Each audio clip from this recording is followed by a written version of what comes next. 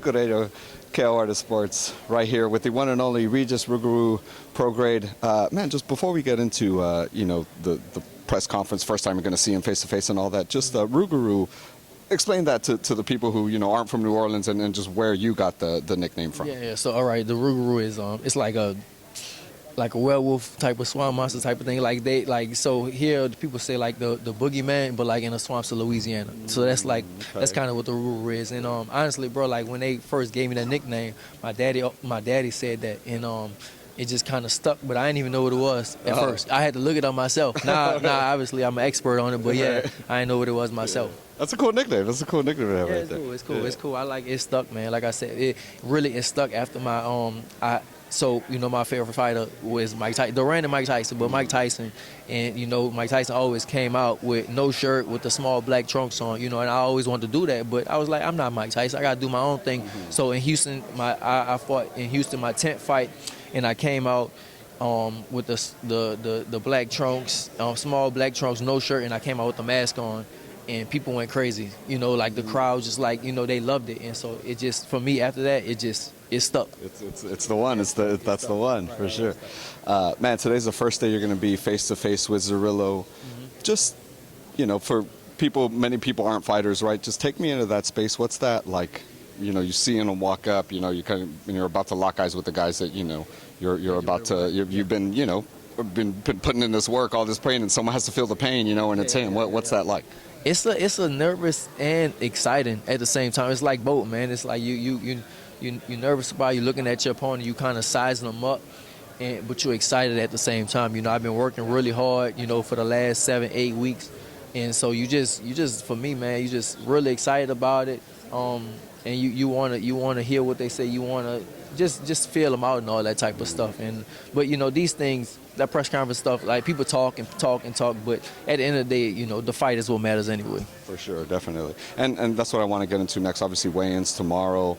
What's Rougarou's post weigh-in meal here at home? Is there or do you kind of stay away from the Creole stuff, or is it? Yeah, bro. I still got to keep it after tight? After the fight, that's when I can eat what I want to after the fight. But right now my nutritionist over there, so he literally I don't put nothing in my body that he don't tell me to do. Once he gets here, he came about last week, so he's here for 2 weeks already. And when he gets here, I literally don't put nothing in my body that he don't tell me to do. So good to have that. Good to have that. I have to have that. Yeah, because I missed weight a few times, so now I have to have that. And I feel like you're solid at 140. I mean, I feel like maybe you could probably get into 47 and be okay, but I feel like you're a big 140. Yeah, I feel like I'm good at 140. I feel like I'm not.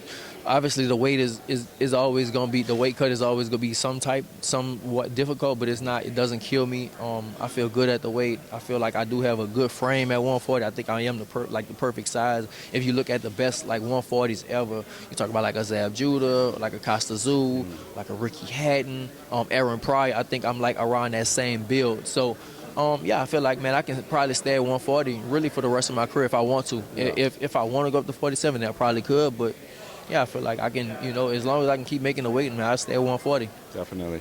Man, I want to get into when, you had to leave New Orleans, go to Houston, you start training out there. Just talk to me about your first, memories of, meeting the Charlo brothers and kind of when you started thinking, oh, okay, I fuck with them. We could get along. We're going to be friends. Right. Well, yeah, man, that's so when I first started messing with them, I went to Houston, then I left, and I came back. And so when I came back the second time, then my mom actually brought me to the boxing gym, and I went to Savannah's boxing gym. 10 minutes. So I went to Savannah's boxing gym, and then after that, man, me and them met, and I was a little old. I was 16, 17, and they was 15, 16. So I had a car, and I used to actually go pick them up and bring them to the gym. So me, Marlon, Mel, we used to literally go to the gym every single day. And sometimes they would catch the bus to my high school. They would meet me at my high school. Then we would go and then come to my house, and then we'll go to the gym from there. So. One time we had to catch the bus and all that to the gym. So yeah, bro, we've been rocking for a little while now. That's dope. Did you ever run into Spence at that time, or was it more? I fought Errol. Right, I remember, but I'm saying in that circle of just friends. Because Errol was in Dallas. He was in Dallas. They all started training. I think Mel started training with Derrick James, and so obviously they got the same training. So that's how that kind of happened and stuff like that. I think they might have fought 2 in the amateurs. I don't know, but there was a little before me. Just, I know we talked about it before. We talked about it yesterday. Just, I thought about it, something else as far as Errol Spence versus Terrence Crawford. Obviously, we know Terrence switches, but I feel like he tends to stay left-handed most of the time, right? Is that a good idea against an Errol Spence, or do you need to like keep him off his game and just switch throughout? I think you have to keep him off his game, man. But I mean, they both are so good. Both of them are so good. As far as adapting, I mean, whatever works, man. I just want to see the fight. I'm just really excited about the fight, how it's going to play out. I just told the other reporter, like, man, I feel like with that fight, it should be like the old days, man. They should have did 15 rounds because I don't think we're going to be able to see everything we want to see in that 12-round period. I don't know, unless somebody gets a knockout, but I really don't see a knockout. I don't think either one is going to knock each other out. Both of them is real tough. So, nah, man, yeah, I don't know. I don't know, man. I just want to see it. That's all. I'm being in Vegas. I just want to see that fight. Just last one. When you were in there with Earl, did you hit him with something where you kind of like, oh, I got him, and you look up and you're like, oh, shit, he's still there?